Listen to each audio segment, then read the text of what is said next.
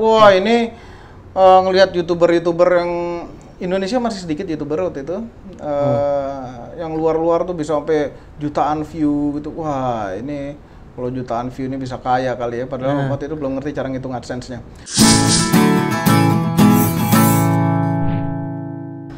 Assalamualaikum warahmatullahi wabarakatuh. Selamat pagi, siang, sore, malam, kapanpun lo nonton video ini. Selamat datang lagi di Ngobrolin Hidup bareng gue Ali. Dan episode kali ini kita bertamu ke markas tamu kita yang luar biasa juga. Ada Om Mobi di sini. Ya halo. Jadi yang tamu siapa? Yang tamu gue dong kalau gitu. Kita bertamu ke Kan sini. tamu hari ini katanya kami. Hah? Jadi yang bertamu siapa? Kita bertamu ke tempat tamu kita. Gimana tuh kalau gitu? Tamu-tamuan. Kita sama-sama menjadi tamu kalau gitu. Iya deh. Oke. So, Om Mobi, thank you kita sudah diizinkan datang ke sini. Ya. Udah meluangkan waktunya untuk ngobrol-ngobrol. Ya terima kasih.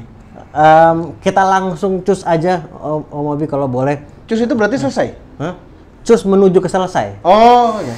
Cus perjalanan menuju ke selesai. Ya. Nah, dalam perjalanannya kita pengen denger banyak dari Om Mobi nih. Kita kan ngobrolin hidup perjalanan karir gitu ya. Dan Om Mobi ini kan kalau saya mengenalnya sebagai content creator, kemudian areanya khususnya di area otomotif. Kalau mau ke belakang sebentar gitu, awal mulanya sampai tertarik sama otomotif dari mana sih, ceritanya gimana sih Om? Otomotif itu sudah lama ya, dari kecil. Mungkin dari kecil sekali. Sekecil apa? Kecil sekali, benar-benar dari kecil. Sejak TK, mungkin dari sebelum TK benar-benar kita suka sekali yang namanya mobil, ya kan. Dari semenjak balita udah hafal brand dan model mobil, ya kan. Sudah memilih mau naik apa. Mau naik apa tuh? Mau naik mobil apa ya di rumah. Kalau mobil ada beberapa di rumah, memilih mau naik apa, naik ini, maunya naik yang ini, nggak mau yang itu gitu. Ya.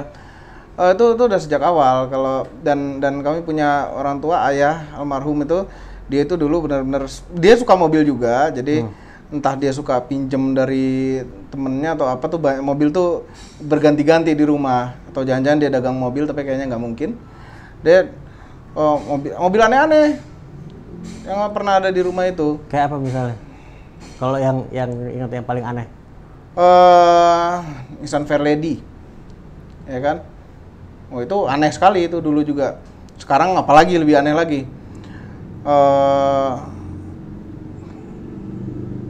Ya Mercy yang dua pintu, terus kemudian pernah ada Mercy Tiger Limousine. Mercy Tiger Limousine. Nah, jarang kan? Asli lagi, bukan bikinan. Bukan cuma jarang disampaikan sama orang yang nggak terlalu ngerti otomotif kayak gue gini nih, mungkin akan terasa gue harus nyari berarti abis ini. Mercy Tiger Limousine itu hanya sangat sedikit sekali yang masuk ke Indonesia, itu asli Mercedes-Benz. Kenapa asli? Karena interiornya itu Tiger Limousine itu aslinya adalah 3 row menghadap ke depan semua. Nah, row keduanya itu bisa dilipat-lipat. Aslinya seperti itu, yang kemudian diubah menjadi seperti limousine interiornya. Nah, limousine itu biasanya pintunya itu mepet ke belakang, ke wheel arch belakang, tapi ini di tengah. Pintunya itu ya gitulah. Menjelaskan agak susah, mungkin ada ilustrasi gambarnya. Ya. Bisa kita coba cari sini abis ini. Terus kita tampilin. Nanti sambil tadi kita ngomong, mungkin kita cari, ntar pas tadi ngomong ada gambarnya. Nah, tapi gini, kalau dari kecil mau tertarik sama mobil gitu kan. Tapi waktu dulu kalau kita bilang cita-cita lah, itu emang udah berhubungan sama mobil, apa pembalap atau apa gitu? Oh enggak, cita-cita dulu ganti-ganti ya. Pernah mau jadi pilot, pernah mau jadi tentara, pernah cita-cita mah kalau masih kecil mah masih berubah-ubah, nggak terlalu terfokuskan, dan kami tidak pernah bercita-cita jadi reviewer mobil dan YouTuber seperti ini. Nggak pernah. Terus jadi kalau dulu ya kalau masih kecil nggak cita-cita berubah-ubah deh. Ya. Dan yang pasti nggak kayak sekarang.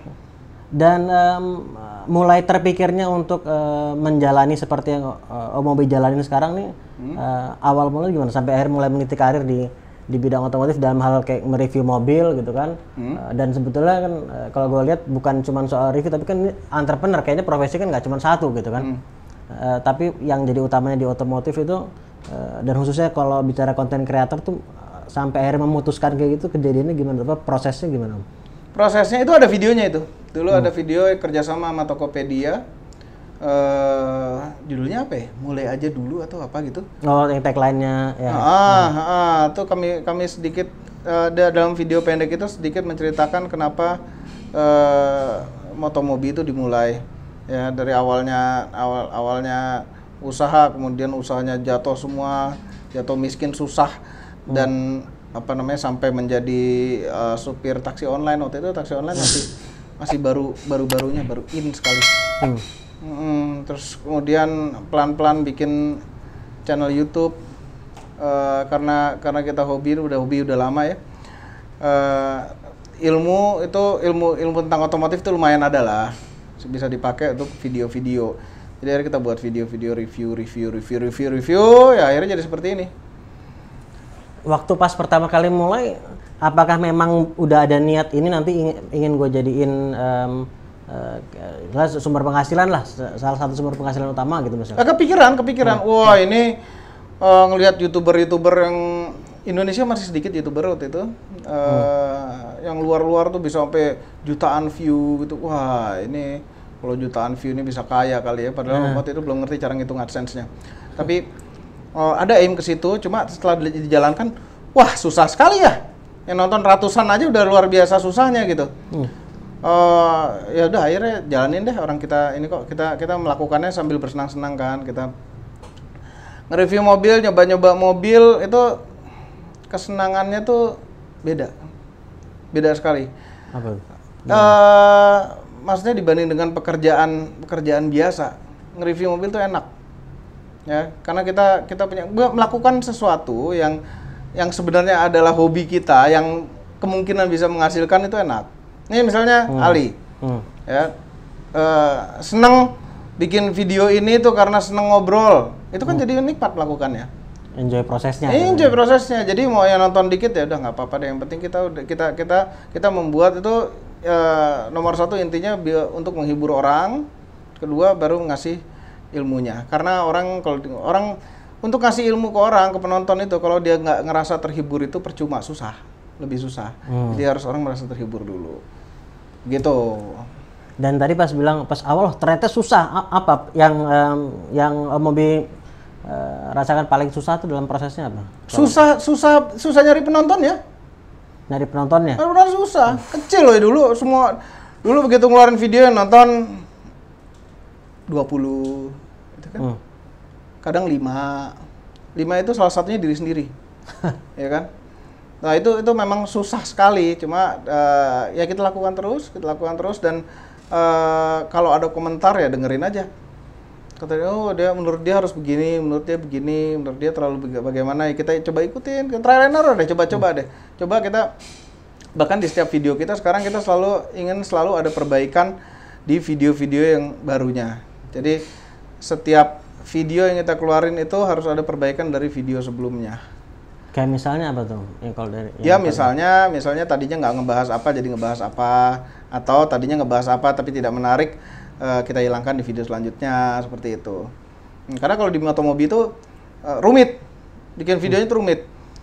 Bikin video Motomobi itu syuting sambil ngetes, kemudian setelah selesai mobilnya dibalikin, ketik skripnya kalau masih ingat, kemudian baru diedit. Nah, editnya itu lama. Ngeditnya itu kita di Motomobi punya aturan tidak boleh satu klip itu lebih dari 5 detik untuk yang VO. Satu klip. Ya, singkat sekali. Jadi harus bergerak terus. Itu lama. Proses ngedit itu bisa 2-3 hari. Bikin skripnya lagi itu bisa 2-3 hari lagi. Rumit bikinnya. Waktu pas awal-awal tadi kayak nonton sangat sedikit gitu, itu sempat berpikir untuk kayaknya ini nggak berhasil deh, kayaknya yaudah deh gue ganti aja yang lain gitu. Ya, Sempat berpikir gitu nggak? Enggak, karena kalau melakukannya kita seneng kan ngapain? Kenapa dihentikan? Jalanin aja terus.